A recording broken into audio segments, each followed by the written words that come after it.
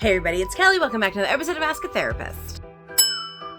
Today we're talking about the Amazon Prime special, Shiny Happy People. This is the documentary about the Duggar family who have been chronicled on TLC and Discovery Health for a long time. Because of the themes of religious trauma and because of the themes of consent and of abuse, I want to make it really clear that there will be some things we talk about today that are going to be a little bit triggering for people. Give yourself permission to not watch this video if you need to. Additionally, this particular special on Amazon Prime has spanned now 4 episodes. As I went back and watched it, I started to realize each episode is so thematic that I don't know that I can totally encapsulate everything in one video. If you want me to do a video per episode, go ahead and comment below the word yes. If you do not, comment the word no. This documentary, this series, there's so much happening. There's themes of family, of misogyny. There are themes of power. And this idea of a Christian nation and this idea of weapons and war. All of that is kind of packed into the first 30-minute episode. In this first episode, we see the story of the Duggars and how the eldest one went to jail. Prior to that, he had been set up for this political career in DC. Like, he very well could have been the next political dynasty member, right? But he got caught in the things that powerful Christian men often get caught in. And now, finally, I do think people want to know why. Like, why is it that these powerful, white, Christian, conservative men are the ones who are caught up in so many of these scandals? Why are they the ones that once someone starts speaking out about them, it becomes very clear that they have a pattern of abuse in their lives? Why is Bill Gothard the one on a public national stage telling everyone how to live their life? This episode really dives into the IBLP, the Institute for Basic Life Principles, and it's this brainchild of Bill Gothard who went out into like these huge convention centers and everything and sort of touted his own way of being, where the man at the head of the household, the wife and the children are underneath him, and you stay under your umbrella of protection, and that is how you stay safe, and that is how you get all the things. Problematic things happen in this episode, but the first one, the very first one, in the first couple of minutes, is a conversation between Jim Bob Duggar and his best friend from childhood. And they ask him about the accusations of his eldest son. Now, his eldest son had been accused of, and did, in fact, because the sisters said it happened too, assaulted his sisters and some other girls who, to my knowledge, have not been named. And honestly, I don't want to go looking because everyone who is a victim deserves their privacy. When it was found out, Jim Bob took him to the cops. The police officer said, I'm going to give you a warning. We're going to put you in this camp for troubled boys that, shockingly, Bill Gothard runs. And you're going to get help, and you're going to get fixed, and you're going to come back and be fine. Now, side note, this I missed the first 2 times I watched it. The third time I watched it, I caught it. That same cop is now doing time for the same thing that Josh got arrested for. Probably not shocking. Also, he's good friends with Jim Bob.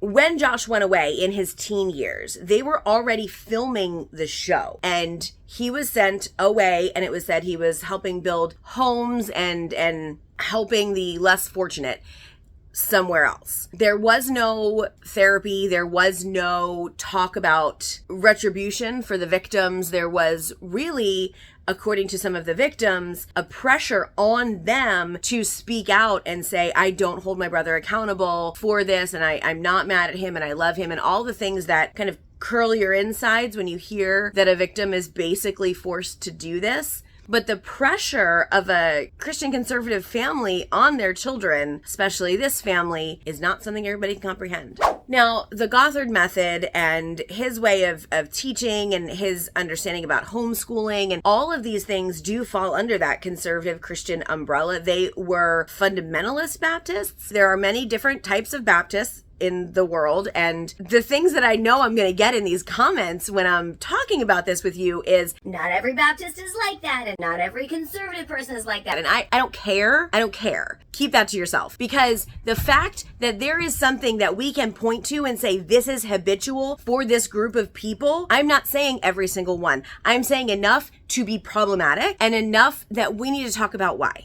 This understanding that Bill Gothard taught to people, and he taught it to men, to women, to children, about the hierarchy of law. And we're not talking about like legal law, of course. We're talking about spiritual law and God being the head. And then everyone kind of went to Bill to see what he wanted them to do. And then that's how they figured out how they should act in any given circumstance. The wife of Jim Bob's friend from childhood testified at the trial for Josh. And then after testifying was in the courtroom for Jim Bob's testimony also. When Jim Bob was questioned about how did your daughters respond to this assault, his answer was, I don't remember. And she talks about how do you not remember? They're your daughters and blah, blah. And I get where she came from. But for me, it was startling in a little bit of a different way. It was startling that he so brazenly put out there the fact that girls don't matter. The producers talk a lot about the show and how the cash cow of the actual series was these weddings and birth episodes, which, by the way, are all dependent on the girls because the girls were the ones getting married off and having the babies, but they still didn't actually matter, right? In the episode itself, they also had interviews with Jim Bob's sister and his niece and one of the daughters and other people who were affiliated loosely with this IBLP group. And this is where it gets a little bit personal for me and for a lot of people out there on TikTok. If you're following this hashtag, if not, you should check it out. There are so many things that were said in the clips that were played from Bill Gothard's conversations with people that sounded like things I was told.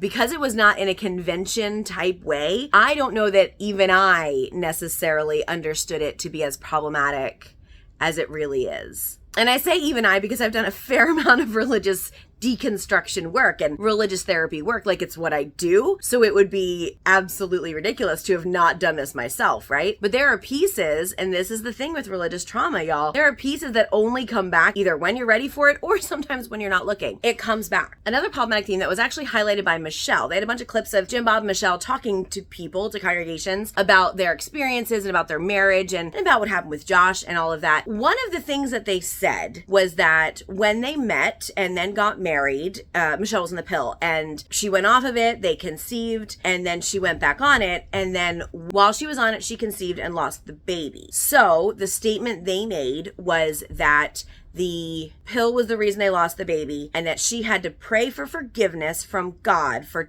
taking birth control. And when she did that, and when God forgave her and Jim Bob, because, you know, the wife doesn't do anything without the husband's permission, once God forgave them, that's where she was blessed with all of these other babies. And again, we're faced right there, right in front of us with this idea that women are only good for baby making and their worth is determined by their ability to carry the babies to term. And the destruction that this does, when you watch this a couple of times like I did, you really start to watch the reactions of other people they allow on the screen. And admittedly, there's not a lot of them. Like when this stuff is coming out of Bill Gothard's sort of vault, the stuff that's shown and the stuff that's shared is all very positive. And you don't see people going, wait, what? But we do see other things. And if you're someone who's had trouble conceiving or don't want to have kids, where is your worth in this community? What is your job? What is your role? Because you don't get to have your own role or your own understanding of who you are, right? But you play this role in order to be fruitful and multiply, which, by the way, they also said that the overpopulation of the earth is a myth, which is weird because its numbers are pretty searchable. But if you can't be fruitful and multiply, or if your husband that you're not allowed to divorce is abusive to you or unfaithful to you, or I don't know, gets arrested on federal charges and then goes to jail and he's not there, how do you fulfill that role? Because there's no other role for you. Women have no power and no say and no voice in this community, but yet are seen as the keys to everything. Some of the pamphlets that are handed out, I don't know about y'all, I've seen some of these in my childhood, in my college years.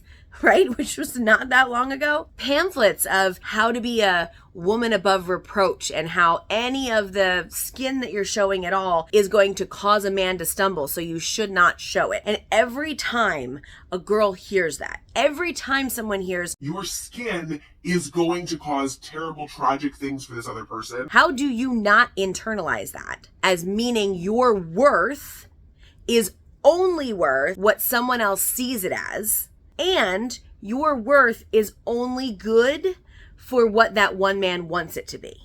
The insidious nature of this culture of conservative Christianity is so hard to unravel sometimes, from the fabric of society, from the ways that people just talk to each other, even non-religious people, and the way they talk to each other. Dress codes in offices or in Congress in the United States, y'all have seen this now, right? The idea that it's not professional to show any skin. If I'm a professional person, my shoulders are also professional. The idea that it's my responsibility or your responsibility to keep this person over here on the straight and narrow. This is where rape culture comes from. This is where people believe that they have the right to use and discard other people for their own pleasure.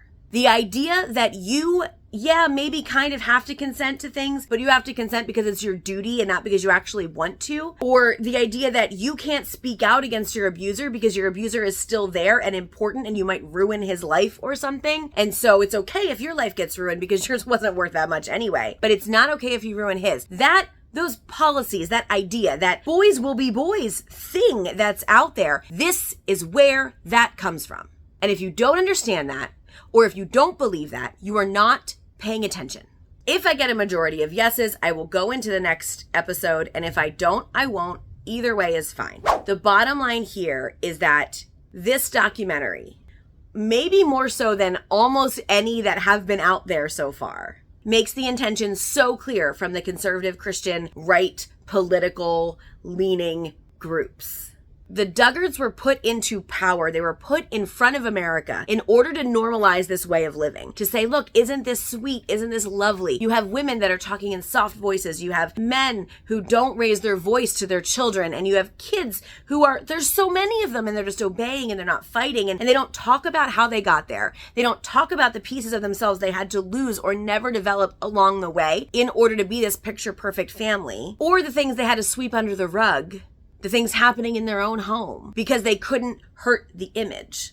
Because if that image is out there and it is believable and people understand it and buy into it, then they're also going to buy into the political agenda of these people. If you want to see change, if you want to see power shift, if you want to see equality, I want you to take a minute and think about all the feelings you've had during this video. And I want you to think about how much of your pushback is because it's what you've always known and it's not so bad because you're okay, and how much of it is because you actually see it differently. Most of the comments that I get here on other social media things from family members too are, I'm not like that. The thing that I do isn't like that. The church I go to doesn't do that. I don't care. Okay? I don't care. That might be a shocking thing to hear a therapist say, but I don't care. Because the problem is not an individual church. The problem is the structure. The problem is the way that this power impacts those who don't have it. It is very easy to go through a religious text and pull pieces that match what you think. No matter what it is you think, it's easy to do that. It's a lot harder to contextualize, to understand, to really work through the time period things are written, the ideas behind it, the people and, gender and social status of those who are writing it. It's a lot harder to put those things together. And if you're somebody who subscribes to a religion, you should be doing that. That's how you learn what this religion that you follow actually means. And for those of you who don't subscribe to a religion, it's not your responsibility to do that. It is not your responsibility to give someone who claims to be a biblical scholar a history lesson on the Bible, because if they're not doing the work, you don't have to do that for them. The imbalance of power, the egregious way that victims are treated, and the understanding that there is only one way to be and only one head of everything, the devaluing of everyone underneath, doesn't stop until we stop buying into it. That's it for today. Thank you so much for being here. I will see you all next time. And until then, take care of yourselves and each other.